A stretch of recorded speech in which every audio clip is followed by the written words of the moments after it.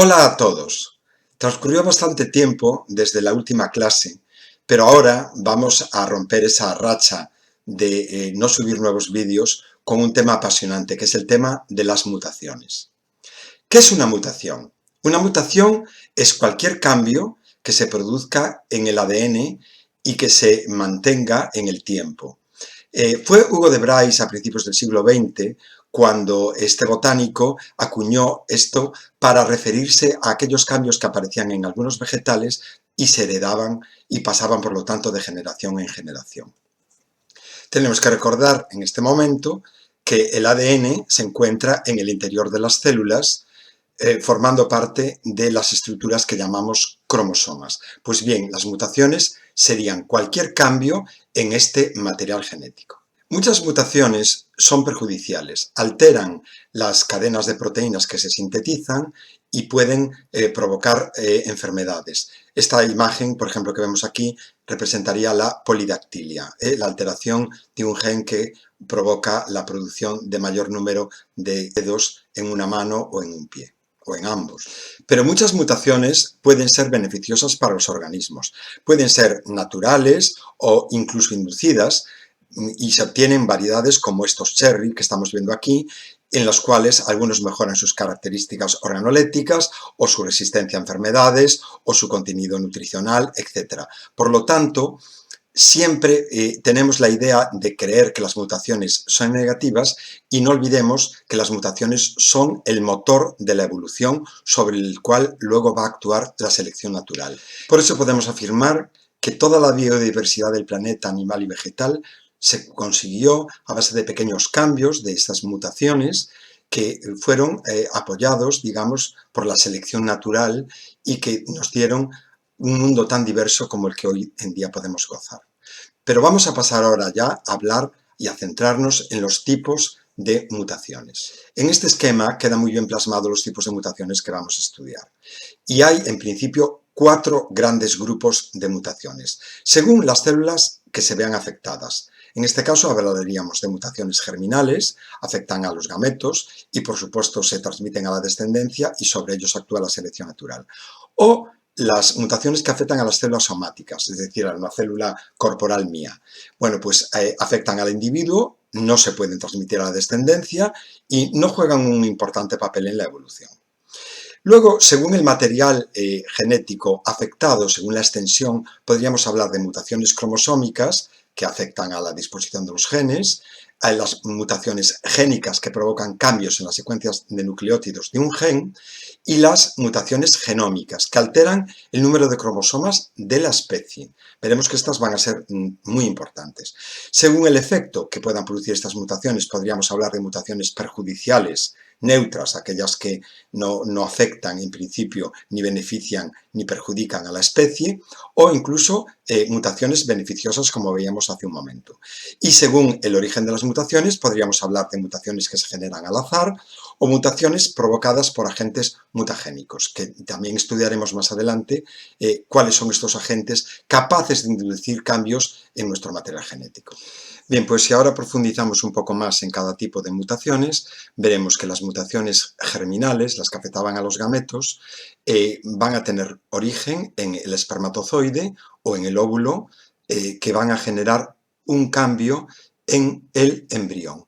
Y por lo tanto, todas las células de este individuo, o sea, el organismo entero, poseerá ese cambio.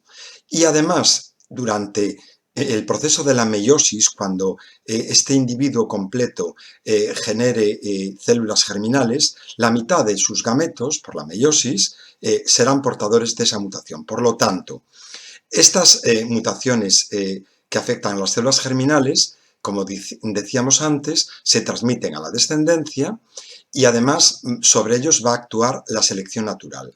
En cambio, las mutaciones que se producen, digamos, de novo en alguna célula del cuerpo, estas van a afectar a alguna parte, a algún tejido, pero como no están referidas a los gametos, no van a transmitirse a la descendencia y además no van a estar sometidos a los procesos, digamos, de evolución.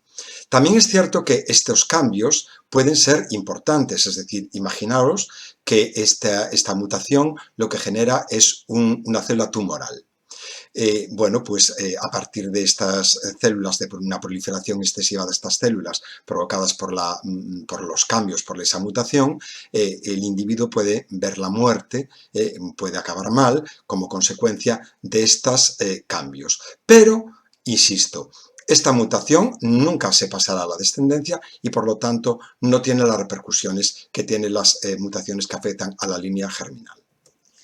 Si ahora nos centramos en las mutaciones génicas, son aquellas que afectan a alguna base dentro de un gen. Por eso también a veces se les conoce con el nombre de mutaciones puntuales y normalmente tienen lugar durante la replicación del ADN. ¿Qué puede ocurrir en estas mutaciones génicas? Bueno, pues a partir de la secuencia original puede ser que tenga lugar la sustitución de una base por otra, ahora veremos los tipos que hay, o a partir de una secuencia original se puede desde suprimir alguna base, que es lo que llamamos mutación por delección, o añadir alguna base y sería lo que sería mutación por adición. Veremos que estos cambios puntuales pueden tener repercusiones muy grandes para la célula. Pues bien, en las sustituciones lo que podemos hablar es de transiciones cuando se cambia una base púrica por otra base púrica, por ejemplo, una adenina por una guanina, una citosina por una timina, y hablamos de transversiones cuando se cambia una base púrica por una base pirimidínica. Por ejemplo, una adenina por una citosina, una guanina por una timina. En este esquema se representan muy bien las transiciones y las transversiones. Si seguimos con las mutaciones génicas puntuales, podremos ver aquí muy bien representado, por ejemplo, cómo sería la secuencia normal de una cadena de ADN y su polipéptido correspondiente. Pero dentro de estas mutaciones puntuales las podemos encontrar de distintos tipos. Por ejemplo, una mutación silenciosa. ¿Por qué? Porque aunque existe la mutación, es decir, se da el cambio de una guanina por una citosina, lo que ocurre es que el aminoácido que se sintetiza, el triplete que codifica en el ARN mensajero, es el mismo, es decir, la fenilalanina por la fenilalanina. En ese sentido, no genera ruido esta mutación y por lo tanto se considera una mutación silenciosa. El cambio se produjo, pero no en la cadena polipeptídica sintetizada. En cambio, por ejemplo, cuando se trata de un cambio, por ejemplo, una citosina por una guanina, pero que sí lleva este cambio de aminoácido en la cadena proteica, se genera una diferencia puntual suave, pero que muchas veces estos cambios suaves pueden tener repercusiones importantes, como por ejemplo es el caso de la anemia falciforme que pasaré a hablar a continuación. También puede haber mutaciones puntuales que generen lo que se llama una mutación sin sentido. Por ejemplo, en la sustitución en este caso de una timina por una adenina provoca que un triplete sea un triplete sin sentido, entonces se paraliza la lectura de codones y por lo tanto se ve alterada la síntesis de la cadena polipeptídica y deja unas consecuencias muy importantes en la vida celular. Por supuesto que también hay mutaciones puntuales, como dije hace un rato, por inserción de nuevos nucleótidos que puede traer alteraciones muy importantes. Aquí veis, por ejemplo, cómo esta inserción de una timina ocasiona que los aminoácidos siguientes de la cadena se vean alterados con respecto a la secuencia original, o incluso una delección, en la cual desaparece una base y también hay un corrimiento de tripletes y por lo que altera profundamente la secuencia aminoacídica que tiene lugar. Por lo tanto, las mutaciones puntuales pueden tener repercusiones muy graves para la célula. Vamos entonces a ver el ejemplo que más se estudió y que además fue donde se describieron las mutaciones puntuales, que es el caso de la enfermedad humana de la anemia falciforme. En esta imagen podemos ver una mutación puntual que ocasiona la enfermedad conocida con el nombre de anemia falciforme. Consiste en la sustitución de una adenina por una timina, lo cual es una transversión que va a conllevar la sustitución del ácido glutámico por la valina. De esta manera la hemoglobina normal se ve alterada y ya no es capaz de rellenar el glóbulo, dándole esa característica forma de hoz.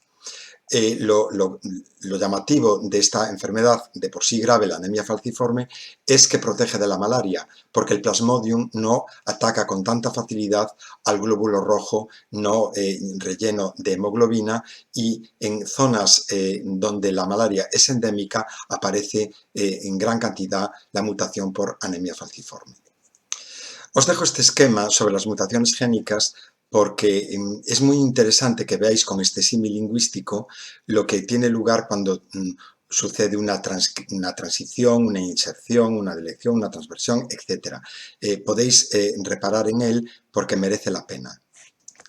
Pasamos ahora a las mutaciones cromosómicas, que son las que afectan a la estructura del cromosoma y se deben a la alteración de la secuencia de genes en el interior de los cromosomas. Vamos a ver qué tipos de mutaciones cromosómicas son las más importantes. Estos son los tipos distintos de mutaciones cromosómicas. Por ejemplo, las delecciones. La delección consiste en que si este era el cromosoma, se suprime, se pierden unos cuantos genes y digamos que el cromosoma queda con menor información de la que le correspondería. También puede ser considerada una mutación, y a veces muy importantes, la duplicidad de cromosomas. Por ejemplo, este sería el cromosoma original y este segmento, estas bandas de genes, se aparecerían duplicadas, se duplicarían, y esta duplicidad trae consecuencias muy importantes. También a veces simplemente una inversión en el orden de los genes, sabiendo que hay genes reguladores y que por lo tanto el orden de lectura sí es importante, puede traer consecuencias graves para el desarrollo de la célula. O también puede haber una sustitución, por ejemplo, que un cromosoma ceda parte de sus genes a otro cromosoma. En este caso, el cromosoma 4 le cede al cromosoma 20 estos genes, y de alguna manera el cromosoma 4 queda con menor información y el cromosoma 20 queda con los genes del cromosoma 4. No se perdió ningún material genético, pero este cambio de localización por sustitución de los genes en distintos cromosomas puede traer alteraciones también muy importantes. Y por último tendríamos las translocaciones, que sería un cambio del material genético en el cual, por ejemplo, este fragmento del cromosoma 4 se coloca en el cromosoma 20 y este fragmento del cromosoma 20 con sus genes migra al cromosoma 4. Estos serían las mutaciones por translocación. Son importantes porque todas estas suelen tener consecuencias devastadoras para la célula. Hablamos de delecciones, duplicidades, inversiones, sustituciones y translocaciones. En cuanto a las mutaciones genómicas, decir que son aquellas que afectan al número de los cromosomas normales de una especie. Son características las euploidías, que afectan al juego normal de cromosomas. Si la dotación normal es la diploide, pues aparecerían individuos triploides, tetraploides, hexaploides en vegetales. Son mutaciones genómicas muy típicas de vegetales. Y las aneuploidías, AN es partícula negativa, que lo que hace es que la especie tenga algún cromosoma de más o algún cromosoma de menos. Hablaremos también de varios ejemplos, pero entre ellos los más importantes en humanos, por ejemplo, sería la trisomía del par 21, que es el síndrome de Down, y esas personas tienen 47 cromosomas en vez de 46. ¿Por qué se producen estas mutaciones genómicas? Normalmente es por fallos en la meiosis. Como entenderéis, para que se pueda producir, por ejemplo, una trisomía o simplemente, por ejemplo, una poliploidía del estilo de un tetraploide o un hexaploide, tiene que haber un mal reparto de cromosomas durante la meiosis, y entonces un gameto, en vez de ser haploide, pues llevar un juego completo de cromosomas, y de esa manera se podría conseguir un individuo, por ejemplo, triploide o tetraploide. Por supuesto que también las trisomías, como os decía antes, también harían que en un momento dado, en vez de salir repelidos los cromosomas durante la meiosis, la división reduccional, este no se produce, van dos cromosomas juntos y por eso sale un gameto defectuoso que es justo el elegido para la fecundación, y por eso se generan las trisomías o las monosomías. En este cuadro aparecen resumidas las aneuploidías humanas más frecuentes. Entre ellas, las más importantes serían la trisomía del 21, que hablamos antes, el síndrome de Down.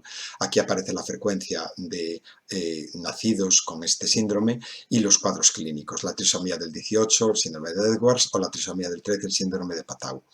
Esto cuando las aneuploidías afectan a los cromosomas no sexuales, porque cuando afectan a los cromosomas sexuales hablaríamos de la triple X, el síndrome de Turner, un cromosoma de menos, una monosomía, o las trisomías de Klinefelter y la trisomía del duplo I.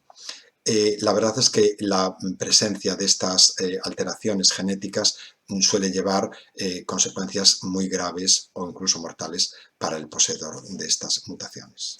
El cariotipo, o sea, la representación gráfica de los cromosomas de un individuo, es la prueba diferencial para determinar si existe algún tipo de aneuploidía.